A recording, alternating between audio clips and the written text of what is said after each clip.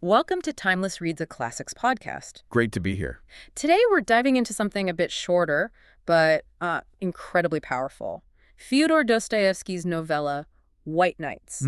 Yeah, put the huge epics for a moment. This is pure emotion, concentrated. Exactly. It's all about yearning and connection set against this amazing backdrop, St. Petersburg, during those, well, luminous summer nights. That's right. Our source today is the novella itself, White Nights. It really packs a punch. Yeah, it really does. So maybe we should start with that setting, the whole white night thing. For listeners who might not know, what exactly is that? Sure. So the White Nights, they happen in northern places like St. Petersburg during the summer. Right. Because of the Earth's tilt, the sun, it just doesn't dip far below the horizon. Yeah. So you get this extended twilight.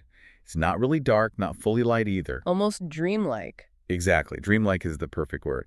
And in the story, this atmosphere, it's not just background scenery. It's practically a character itself. Well, it sort of blurs the lines, between what's real and what's imagined, maybe even what's possible.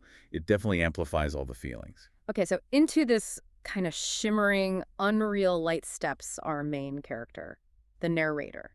We usually call him the dreamer, right? That's him, the unnamed dreamer. Mm. And he's quite a solitary figure, lives in St. Petersburg, but very much inside his own head. He even says it himself, doesn't he? Something like he's, strictly speaking, with no one. Yeah, that quote really hits home. It captures his deep isolation.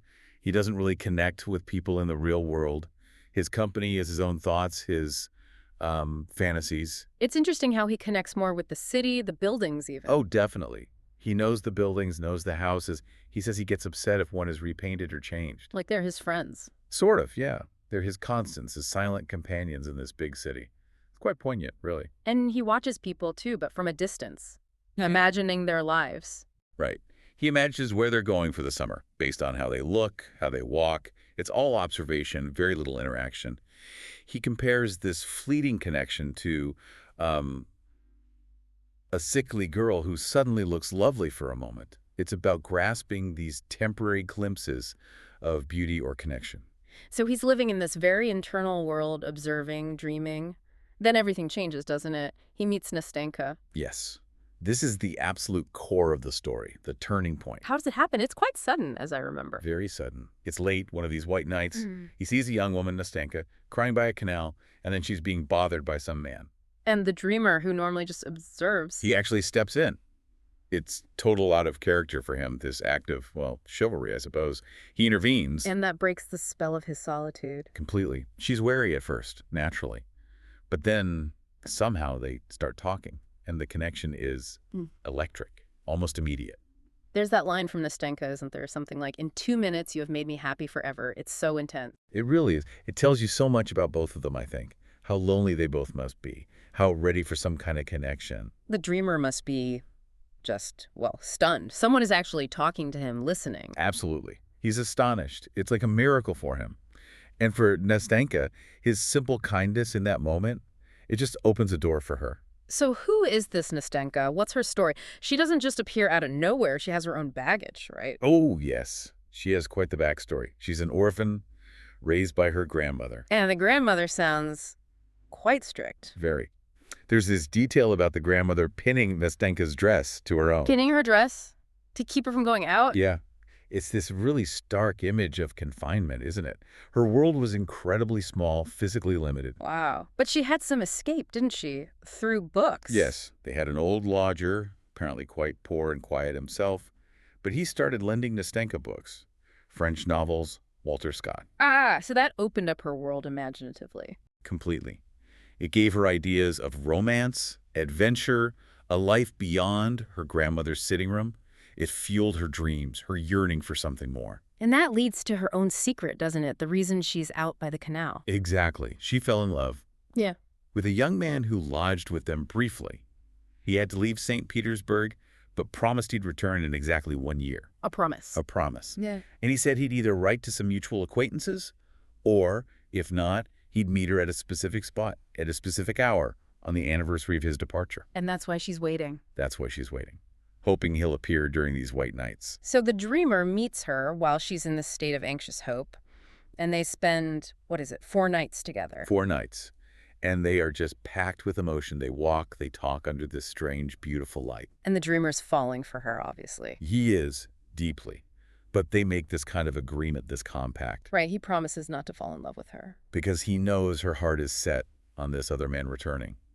So he agrees to just be her friend, her confidant. That must be incredibly difficult for him. You'd think so, but initially, he's just so overjoyed to have this connection, to finally have someone to talk to, someone who listens to his stories, his dreams. He listens to her hopes, her fears about the other man. He becomes her anchor during this waiting period. It's like a miracle for him, as you said. He even asks her something like, "Aren't you glad you didn't just push me away?" Yeah. Aren't you glad that you were not angry and did not drive me away at the first moment?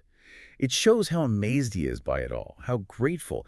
He feels truly alive maybe for the first time. But this fragile bubble, it has to burst, doesn't it? The reality of the situation looms. It does. The fourth night arrives. This is supposed to be the night the other man returns. And Nastenka waits. She waits, and he doesn't come. She's devastated, naturally. And the dreamer is there trying to comfort her. He is. And in that moment of shared despair, his own feelings, which he's tried to suppress, they just come pouring out. And doesn't Nastenka, in her grief, kind of turn to him? Yes. It's such a powerful, heartbreaking moment. She looks at him, at this kind, devoted man who is there for her, and she asks, "Why isn't he you?" Oh, wow. That must have given him a surge of hope. Absolutely. A sudden, blinding hope. He confesses his love for her right then and there. And for a second. For a second, it seems possible. Nastenka seems to reciprocate. She talks about them making a life together, moving in with her grandmother. It's this intense, fleeting vision of happiness for the dreamer. But then, just as they're making these tentative plans, the original lover appears, out of the blue. oh no, after all that. Exactly. The timing is just brutal. How does Nastenka react? I mean, caught between these two figures, her past hope and her present comfort. It's turmoil for her, clearly. Oh. But even then, Dostoevsky gives us this moment of grace, I suppose. What happens? She doesn't just abandon the dreamer coldly. She turns back to him, acknowledges what they shared. She gives him this incredibly tender kiss. Acknowledging their connection. Yes. Acknowledging the reality and the depth of what happened between them on those nights before she returns to the man she'd waited for. It's a moment of kindness amidst the heartbreak. And then the white nights are over, both literally and metaphorically for the dreamer. Precisely. The morning comes, and it's the complete opposite of the nights. Gray and raining. Yes. The quote is perfect. My night ended with the morning. It was a wet day. The rain was falling and beating disconsolately upon my window pane. It was dark in the room and gray outside. The dream is over. He's back in his lonely room, his solitary reality. And isn't there a final little twist? A letter? Ah, yes, he gets a letter the next day. But it's not for him. It's Nastenka asking him to deliver a letter from her to her fiancé. Another small, sharp pang of reality.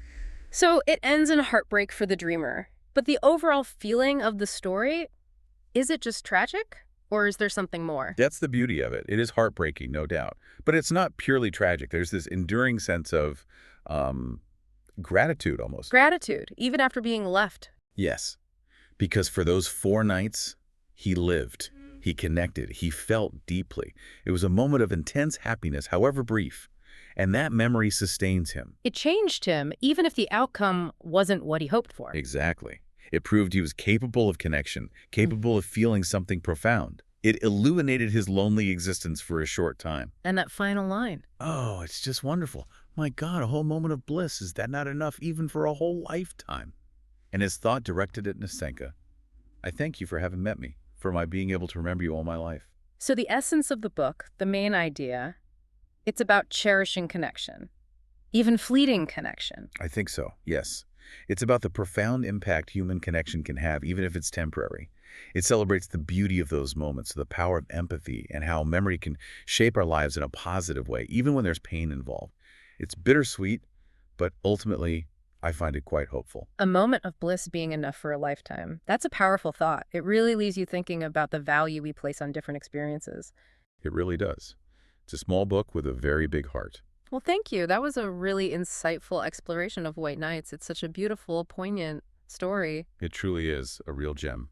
So thank you for joining us on this deep dive into White Nights from Timeless Reads, a Classics podcast. Our pleasure. We hope this look at the dreamer's experience resonated with you. If you enjoyed our journey through the White Nights of St. Petersburg, please do like, subscribe, and maybe leave us a comment. We'd love to hear your thoughts on this story. Thank you for listening to Timeless Reads, a Classics podcast.